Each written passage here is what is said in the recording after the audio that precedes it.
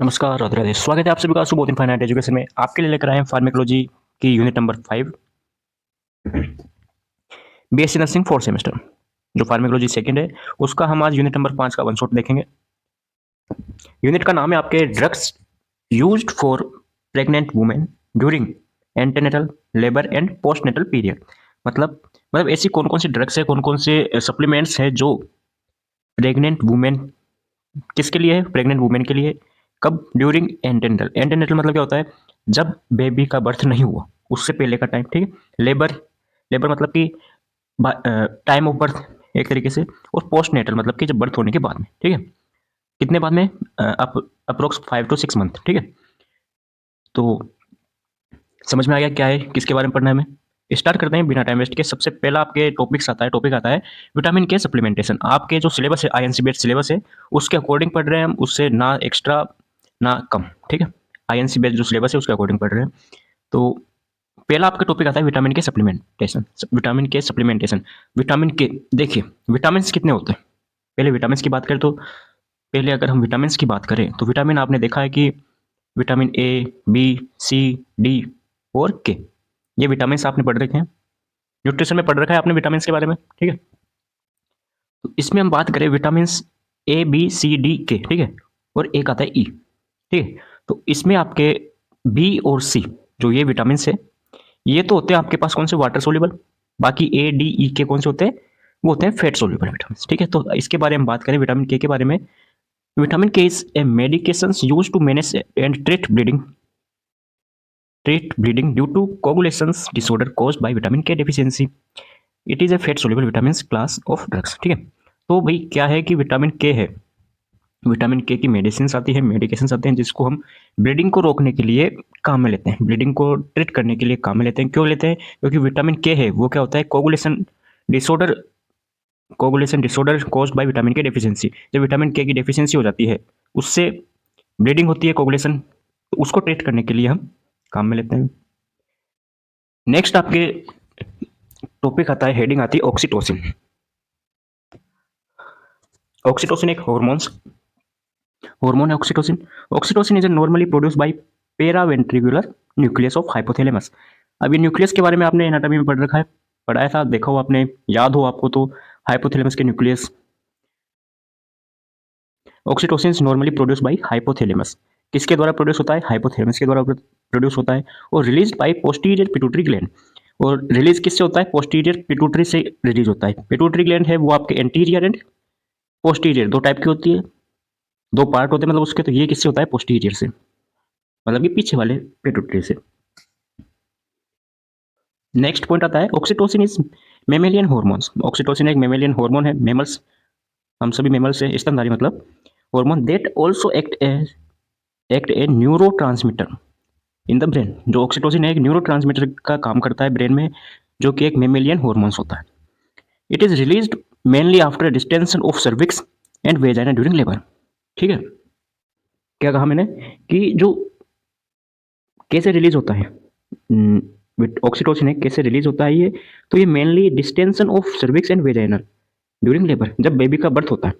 भाई आपने female reproductive system पढ़ रखा है, उसमें ऑर्गन के बारे में आपको पता है। जैसे एक रफली देख लेते हैं अपन, ठीक है। ये आपको सबको इसकी स्टडी, इसके नाम वगैरह सब पता है, ठीक है। तो जो यहाँ पर वेजाइना है, वेजाइना और जो सर्विक्स है, भाई बेबी कहाँ पे होगा? यहाँ पे होगा, यूट्रस में। जब उसका बर्थ होगा, जन्म होगा, तो वो जैसे नीचे आएगा, किसके द्वारा नीचे आएगा? वो सर्विक्स और वेजाइना है यहाँ पे। तो जब वो नीचे आएगा तो यहाँ पे क्या होगा? डिस्टेंशन होगा, मतलब कि ये पार्ट है वो फैलेगा, ये पार्ट क्या है? फैलेगा, डिस्टेंशन होगा। तो डिस्टेंशन होगा, फैलेगा, तो उस टाइम पर हार्मोन से वो रिलीज होता है। कौन सा? ऑक्सीटोसिन हार्मोन रिलीज होता है, ठीक है। आगे बात समझ में आपको? ड्यूरिंग लेबर, बर्थ के टाइम पर। यूजेस की बात कर लेते हैं, ऑक्सीटोसिन को हम कब यूज लेते हैं? It is it is a hormone use during the late stage of pregnancy to induce labour. आया कुछ समझ में? कि एक हार्मोन है, उसको हम late stage of pregnancy, pregnancy की लेट स्टेज होती है, मतलब कि जब बेबी का बर्थ होने वाला होता है, उस टाइम पर हम इसको काम में लेते हैं टू इंड्यूस लेबर। जो लेबर मतलब कि जन्म को प्रेरित करने के लिए। भाई अब बेबी का बर्थ होने वाला है, लेबर का मतलब होता है प्रसव। भाई अगर हिंदी में बताए आपको तो प्रसव को प्रेरित करने के लिए, ठीक है, जन्म को प्रेरित करने के लिए, बर्थ को प्रेरित करने के लिए हम इस हार्मोन का काम में लेते हैं। It is also use to remove, it is also use to remove after birth placenta, placenta को बर्थ के बाद में प्लेसेंटा को रिमूव करने के लिए, and control bleeding after child birth. और चाइल्ड बर्थ होता है उस टाइम पर ब्लीडिंग को कंट्रोल करने के लिए हम इसको काम में लेते हैं, किसको, ऑक्सीटोसिन को। This medication is slowly given by when, कैसे देते हैं इसको, इसको हम देते हैं वेन में, नॉट आर्टरी, आर्टरी में नहीं, वेन में देते हैं, इसको स्लोली देना है, ठीक है। साइड इफेक्ट्स की बात करें तो साइड इफेक्ट्स में भाई जितने भी मेडिसिन है, जितने भी आपके ड्रग्स आते हैं, उसमें आपको 3 साइड इफेक्ट्स मेनली लिख दो आप, कोई दिक्कत नहीं है। नोजिया वोमिटिंग हो गया, स्टोमक पेन हो गया, एब्डोमिनल पेन हो गया, और एक आप लिख सकते हो एनोरेक्सिया, ठीक है, ये मतलब आप लिख सकते हो फिक्स है, हेडेक हो गया, है ना।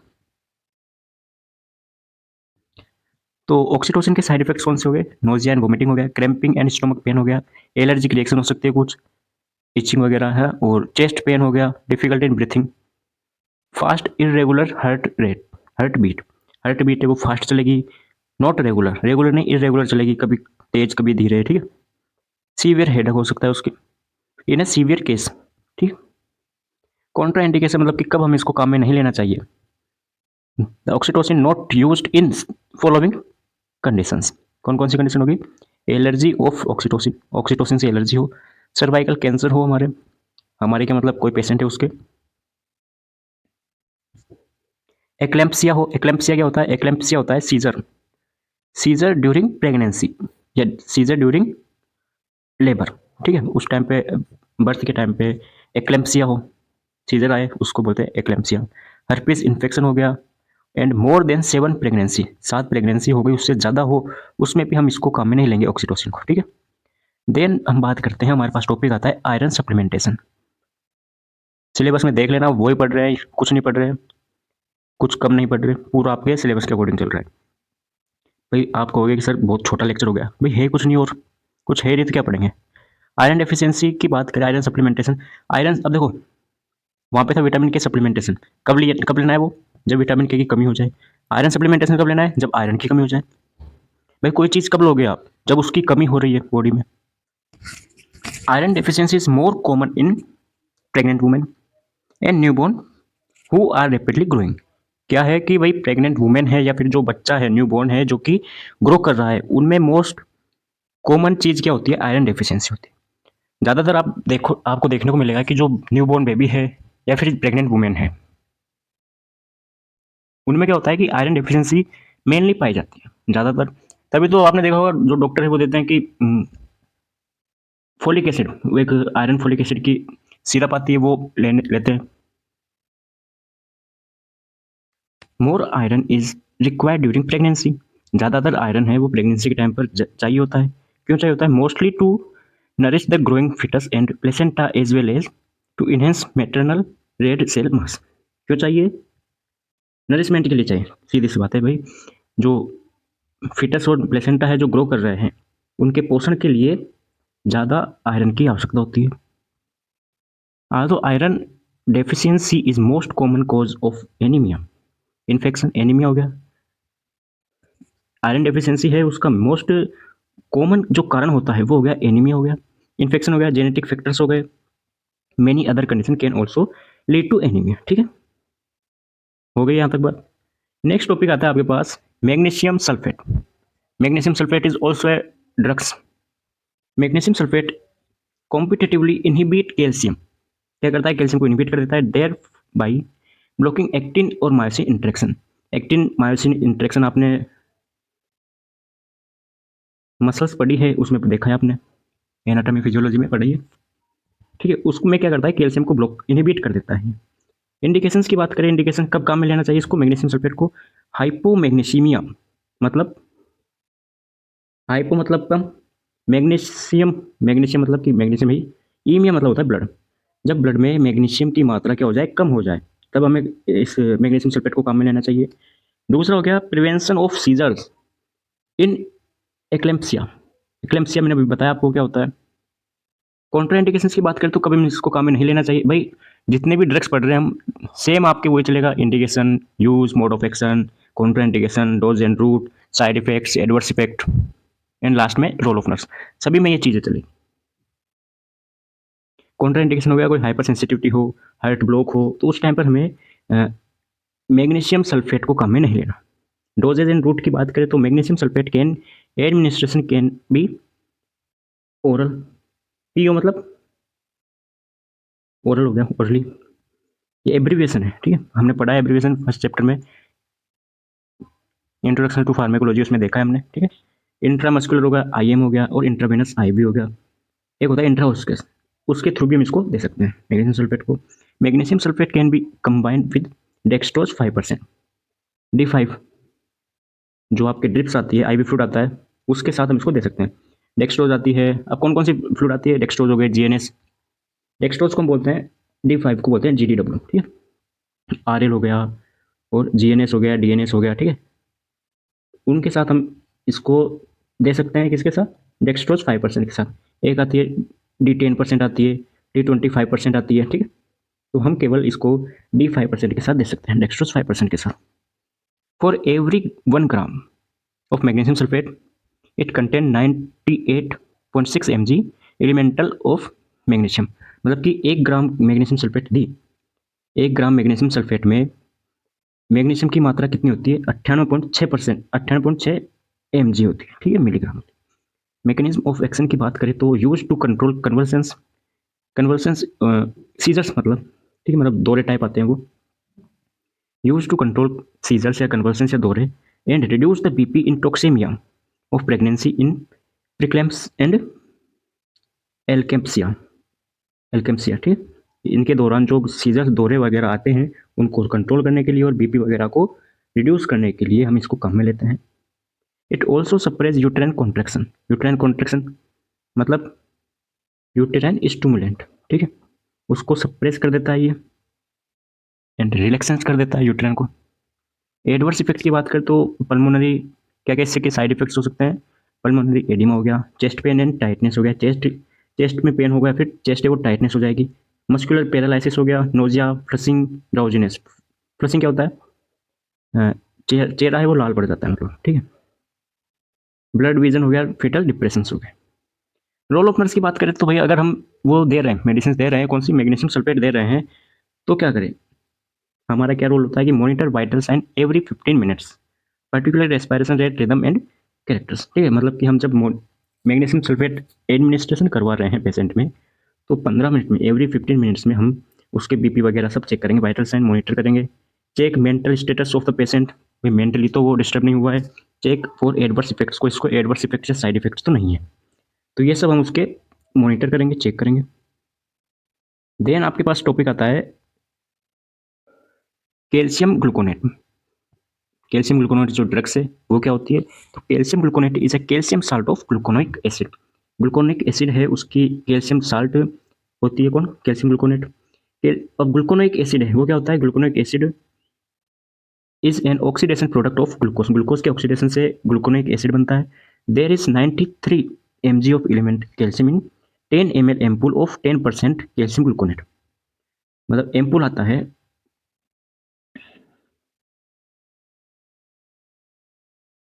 एम्पूल है 10 ml का एम्पूल है जिसमें 10% क्या है, कैल्शियम ग्लूकोनेट है, ठीक है, तो इसमें कैल्शियम की कितनी मात्रा होगी, इसमें कैल्शियम की मात्रा होती है 98, आई थिंक 98 है ना, कितनी है, 93 सॉरी, कैल्शियम की मात्रा कितनी होगी इसमें, इसमें होगी 93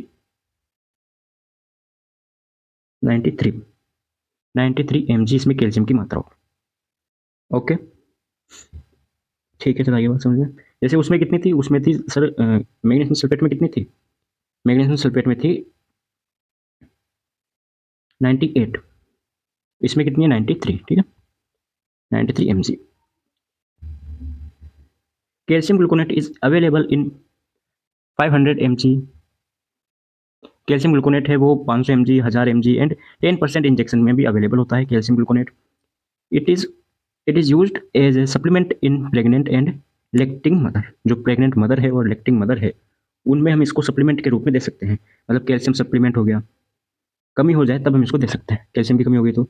मैकेनिज्म ऑफ एक्शन की बात करें तो आपको सबको पता है कि जो कैल्शियम है, एक मिनट रुको slow. Calcium gluconate is a calcium salt use to directly replete serum calcium level. Replete क्या होता है? रिप्लेट का मतलब होता है मतलब भरा हुआ, परिपूर्ण होता है, मतलब कि इसमें कैल्शियम सफिशिएंट अमाउंट में होता है। इंडिकेशंस की बात करें कब हम इसको यूज में ले सकते हैं, तो prevent and treatment of osteoporosis. भाई आप सबको पता है कैल्शियम का काम क्या है। कैल्शियम है बोन के लिए रिक्वायर्ड है, बोन के लिए अच्छी होती है, ठीक है, हड्डियों के लिए अच्छी होती है। तो ऑस्टियोपोरोसिस के टाइम पर, ऑस्टियोपोरोसिस क्या होता है? Diminished of bone density, bone की जो डेंसिटी है वो क्या हो जाए? कम हो जाए, तो ऑस्टियोपोरोसिस हो जाता है। तो इस टाइम पर हम कैल्शियम ग्लूकोनेट दे सकते हैं, जिससे क्या होगा? ऑस्टियोपोरोसिस को हम प्रिवेंट कर सकते हैं, ट्रीट कर सकते हैं in menopausal females and with hormonal therapy, ठीक है। To reverse muscle spasm, calcium gluconate can be use in weakness. कमजोरी हो तो उस टाइम पे भी हम कैल्शियम ग्लूकोनेट दे सकते हैं। डोजेज एंड रूट्स की बात करें तो it has be it has to be administered very slowly. IV route से दे सकते हैं 1 ग्राम। कितनी टाइम में देना है? 5 से 15 मिनट के अंदर। While monitoring the pulse rate, जब हम ये मेडिसिन दे रहे हैं, एडमिनिस्ट्रेशन करवा रहे हैं भाई IV रूट से स्लोली, तो उस टाइम पर हम उसकी पल्स चेक करते रहेंगे, मॉनिटर करते रहेंगे। क्यों? क्योंकि ब्रेडिकार्डिया होने के चांसेस होते हैं। ब्रेडिकार्डिया होता है डिक्रीज हो जाती है इसमें, और ट्रेकिकार्डिया में इंक्रीज हो जाती है। कॉन्ट्रा इंडिकेशंस, कब हमें इसको काम में नहीं लेना चाहिए, तो calcium gluconate is not use in patient with hyper calcaemia. मतलब जब उसके उसके पास कैल्शियम की मात्रा ज़्यादा है तो हम उसको क्यों देंगे? ये नहीं देनी है। अगर हम कैल्शियम ग्लूकोनेट दे देंगे तो उसमें कैल्शियम की मात्रा और ज़्यादा हो जाएगी, जो कि हार्मफुल होती है। हाइपर सेंसिटिविटी हो, कैल्शियम ग्लूकोनेट से हाइपर सेंसिटिविटी हो, और सार्कोइडोसिस हो, ठीक है।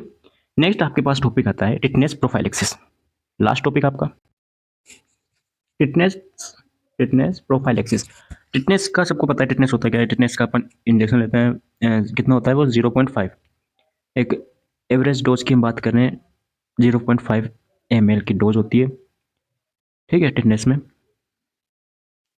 जो कि हम IM रूट से देते हैं। इतना सबको पता है। अब प्रोफाइलेक्सिस क्या होता है? प्रोफाइलेक्सिस का मतलब है रोकना, टिटनेस को रोकना। टिटनेस क्या है भाई जिसको हम रोकेंगे? टिटनेस एक बीमारी है। Tetanus is a disease that primarily affects the neural system of central and peripheral nervous system. CNS and PNS है, उसको अफेक्ट करती है tetanus. Tetanus is identical with the term lockjaw. Lock का मतलब लोक होता है, और जा का मतलब जबड़ा, मतलब कि टिटनेस एक ऐसी डिजीज है जिसको हम लोकजा टर्म के रूप में देख सकते हैं। ये एक वार्निंग साइन है, जो कि क्या है? A warning sign that refers to a strong painful muscle spasm and an inability to open mouth, ठीक है। ये क्या है? लोकजा है, मतलब कि ये एक ऐसी इनएबिलिटी है। इसमें क्या होता है कि टिटनेस में एक वेरी वार्निंग साइन क्या है इसका? Strong and painful muscle spasm हो जाएगा इसमें, और मुंह open the mouth in unable. कोई व्यक्ति है वो अपना मुंह खोलने में भी अनेबल हो जाएगा, वो अपना मुंह खोल नहीं पाएगा, ठीक है। क्यों नहीं खोल पाएगा? क्योंकि उसका जो जा है, जबड़ा है, वो लॉक हो चुका है इसमें, टिटनेस में, ठीक है। मैकेनिज्म ऑफ एक्शन की बात करें, मैकेनिज्म ऑफ एक्शन की, तो इसमें क्या होता है? This vaccine content toxins in inactivate form and produce in antibodies against tetanus bacteria and increase immunity. क्या कहा भाई? मैकेनिज्म ऑफ एक्शन की बात करें तो मैकेनिज्म ऑफ एक्शन होता क्या है कि जो ड्रग्स दे रहे हैं अपन टिटनेस प्रोफाइलेक्सिस से, ये टिटनेस प्रोफाइलेक्सिस से काम कैसे करता है? कोई भी ड्रग्स आए उसका मैकेनिज्म ऑफ एक्शन क्या होता है कि भाई ये काम कैसे करती है। तो जो वैक्सीन है, कौन सी टिटनेस की वैक्सीन है, वो क्या करती है? टिटनेस की वैक्सीन में टॉक्सिन्स होते हैं, इनएक्टिवेटेड फॉर्म में टॉक्सिन्स होते हैं, जो कि हमारे बॉडी में डाले जाते हैं। जब ये बॉडी में जाएंगे तो बॉडी में क्या बन जाएगी? एंटीबॉडीज बन जाएगी। एंटीजन एंड एंटीबॉडी क्या करेगी? रिएक्शन करेगी, और एंटीबॉडी बन जाएगी अगेंस्ट टिटनेस के बैक्टीरिया के रूप में। टिटनेस के बैक्टीरिया उसके अगेंस्ट क्या बन जाएगी? एंटीबॉडीज बन जाएगी, जिस और हमारी इम्यूनिटी है वो इंक्रीज हो जाएगी, ठीक है। भाई कोई भी वैक्सीन लगाते हैं हम, वैक्सीन का काम क्या होता है? हमारी इम्यूनिटी को बढ़ाना, बूस्ट करना। वो बूस्ट कैसे करती है? भाई हमारे कोई भी एंटीजन है या एलर्जन है बॉडी में जाएंगे, तो वो बॉडी में जाएंगे तो उसके खिलाफ, उसके अगेंस्ट में हमारी बॉडी को एंटीबॉडीज बनाएगी। भैया आपको नॉर्मल चीज़ें तो पता है आपको, ठीक है। कॉन्ट्राइंडिकेशंस की बात करें तो जब एनाफाइलेटिक रिएक्शन हो कोई पेशेंट को, तो उस टाइम पर टिटनेस का वैक्सीन है वो नहीं देनी चाहिए, ठीक है। एनाफाइलेटिक क्या होता है? एनाफाइलेटिक क्या होता है? ये एक हाइपर सेंसिटिविटी है, हाइपर सेंसिटिविटी है। इसमें क्या होता है? हिस्टामिन्स, हिस्टामिन रिलीज होता है, ठीक है, जो कि एनाफाइलेटिक शॉक को लीड करता है। एडवर्स इफेक्ट्स की बात करें, साइड इफेक्ट्स की, तो लोकल सोरनेस अकर्स, इसमें लोकल सोरनेस हो सकती है। Rarely a person gets nausea, vomiting and diarrhoea and allergic reaction में अकर, ठीक है, ये इसके साइड इफेक्ट्स हो गए। टिटनेस प्रोफाइलेक्सिस, हम बात कर रहे हैं किसकी? प्रेग्नेंट वुमेन के बारे में। तो tetanus prophylaxis given to pregnant females between 16 to 36 week, 16 से 36 सप्ताह होते हैं प्रेग्नेंट्स के टाइम पर। प्रेगनेंसी के टाइम पर जो 16 से 36 सप्ताह होते हैं, 16 टू 36 वीक्स होते हैं, उस टाइम पर हम 1 से 2 महीने के इंटरवल में हम इसको देते हैं, एडमिनिस्ट्रेशन करवाते हैं। किसमें? फीमेल में। ये होता है आपके पास लेक्चर कंप्लीट। नोट्स आपको टेलीग्राम पर मिल जाएंगे, वन शॉट में कंप्लीट होता है। अब कितनी यूनिट हो गई आपके पास? तो फोर्थ सेमेस्टर की बात करें हम, फोर्थ सेमेस्टर में आपके फर्स्ट हो गई ईएनटी वाली, यूरिनरी सिस्टम वाली हो गई, ठीक है, और फोर्थ हो गई आपके कौन सी? कॉन्ट्रासेप्टिव वाली, ठीक है, और आज हो गई 5।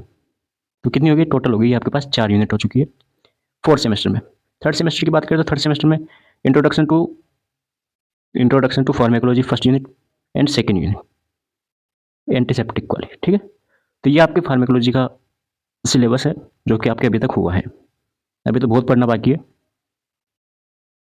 ठीक है। तो ऐसे करके 4 5 6 यूनिट कंप्लीट हुई है। नोट्स आपको टेलीग्राम पर मिल जाएंगे। लेक्चर कैसा लगा देखिए और बताइए आगे क्या डालना है क्या नहीं डालना है, क्योंकि जब तक आप कुछ करोगे नहीं तो मैं भी कुछ नहीं कर सकता, ठीक है। मिलते हैं नए लेक्चर में, चलते हैं, ठीक है। राधे।